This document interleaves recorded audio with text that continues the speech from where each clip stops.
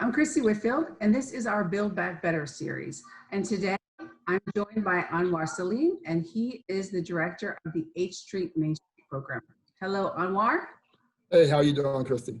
I am great. Thanks for joining us today. All right.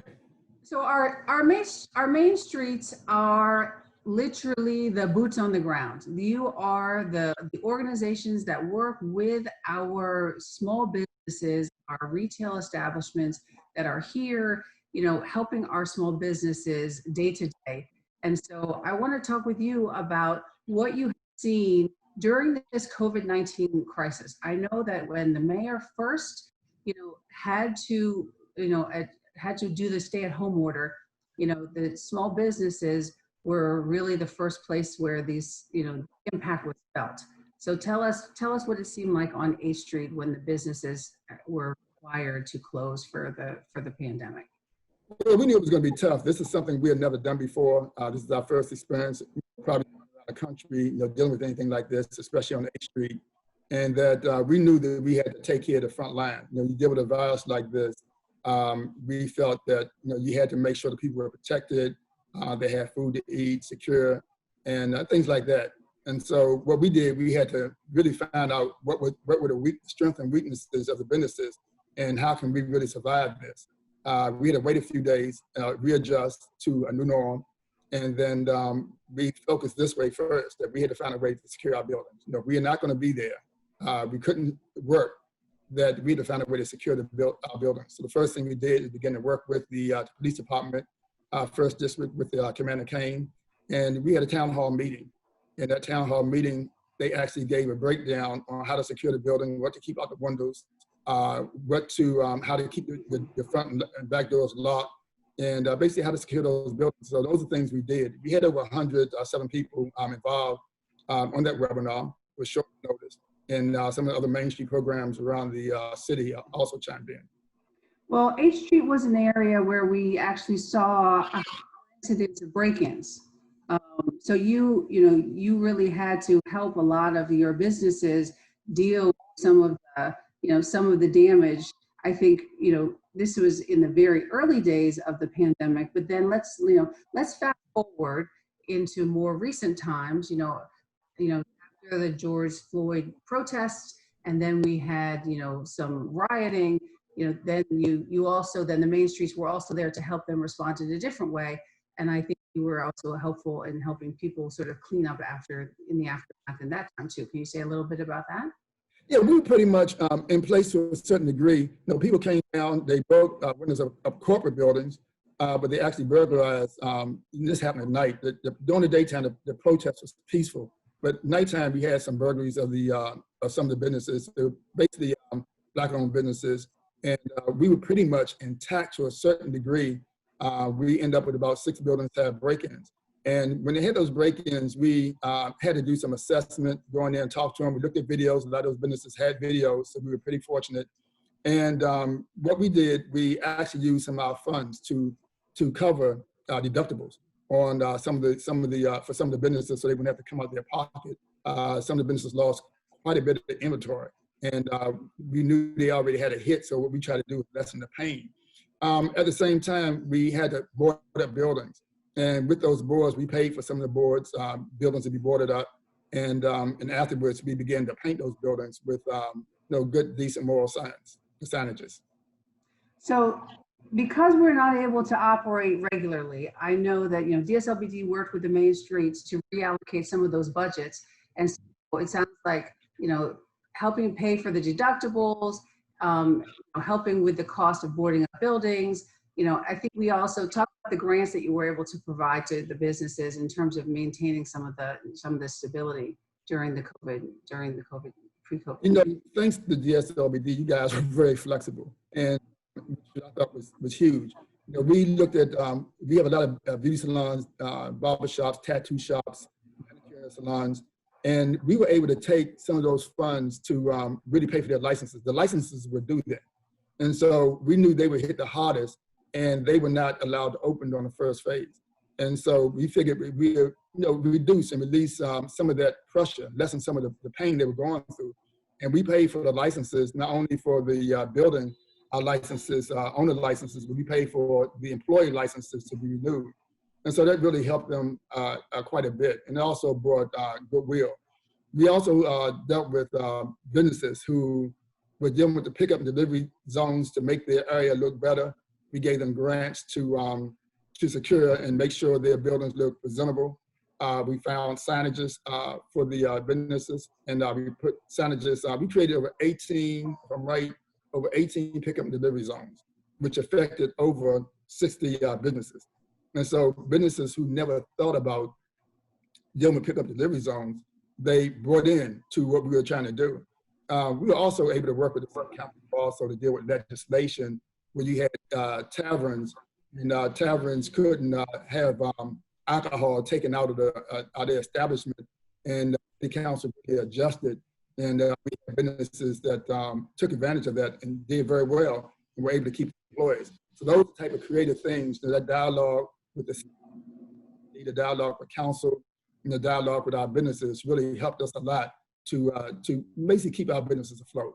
So, at the end of the day, we didn't lose too many businesses during this pandemic. And if we had any to close down, it's only temporary where they could bounce back. And then now in terms of reopen, so we're now in phase 2 of reopen, but I know that as we think about the long-term viability, lease negotiation is something that a lot of businesses are facing. So talk to me about Main Street helping small businesses with lease negotiation. We had two great examples. One was Jerk and Knight. Jerk and Knight had a lease, a 5 or 6 year lease on the building, and they had just got finished painting, started doing some construction. Then all of a sudden, the pandemic hit, and we had to go elsewhere. And so what we did, we told him to park his truck, which was blending in the same concept that was building on the outside. And we got him the PUD O signs, the pick up delivery signs, zone signs. And he ended up with a large clientele coming to his food truck, servicing the business. And in the interim, the landlord started off, he wanted his rent every month, or I'm going to put you out. And then the city council fortunately adjusted where they evict the tenant.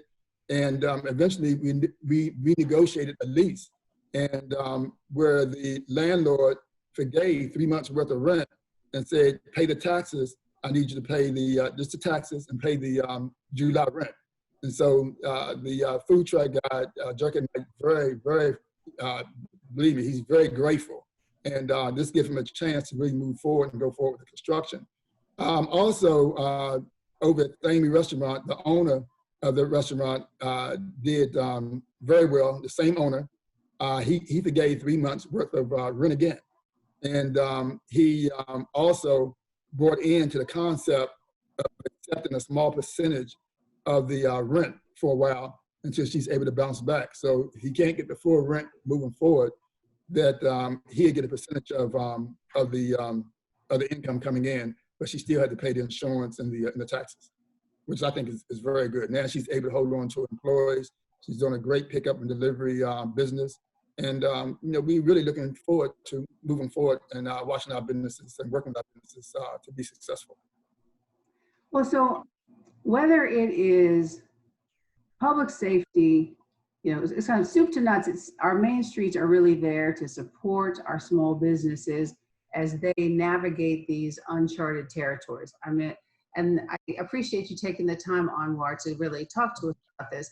So whether it's securing your business through the pandemic, helping sort of bridge that gap in some different payments, figuring out how to, for the future, renegotiating your lease. The main streets really seem to be there to help small businesses in the various corridors, figure this out. Now, you have been working in the H Street corridor for how many years, Anwar?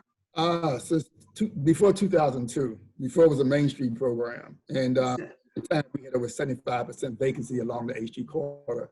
So we were really able to turn things around. So what advice then, Anwar, would you give a small business at this time? You've sort of seen a few sites. What advice do you have for the small business community during these crazy times? I would say hold tight, talk to your Main Street programs around the city. We're skilled, we know what it takes. We've had different exposures, different experiences. And we know, we know for a fact that it's easier for us to work with the business to allow that business to close, especially if it's a good concept, it's a good business, you have a good business owner. It's easier and it's cheaper for us to work with that business.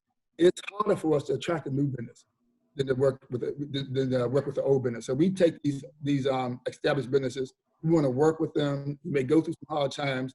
We understand those hard times, especially during this pandemic. And let us work with you. That's what we want to do. We want to work with you. We want you to be successful. We want to keep that diversity going on. We want to work with good business owners who are passionate about what you want to do. Well, I think that's great. So, Anwar, if somebody's looking for you, how do they find you? Well, I'm at 1005 H Street Northeast. Our website is www.hstreet.org. Our phone number is 202-543-0161. So feel free to call us, feel free to email us. Email us at info@hstreet.org. And we're there to assist, and I also want to say, even during the PPP, I think the PPEs, we even had we took care of majority of our businesses down here. We had leftovers. We took care of businesses who were not scheduled to get PPEs. We took care of them anyway. And believe me, they're very grateful. Again, thanks to the city, thanks to Mayor Bowser, thanks to DSLBD. Let me tell you something. You guys have done a yeoman job in making sure these businesses didn't go through the pain they could have gone through. Well, thank you, Anwar. And I think it speaks to the fact that we are all in this together. We don't have the answers, but we're going to get through this together. And so if you're a business person and you are watching this, whether you're in the Main Street or not, feel free to reach out to DSLBD. And if we don't have the answer, we're going to work to connect you to the answer. So, we're at dslbd.dc.gov. Reach out to us. I'm Kristi Whitfield. I'm the Director of the Department of Small and Local Business Development. This is our Build Back Better series. Thank you for watching. Thank you.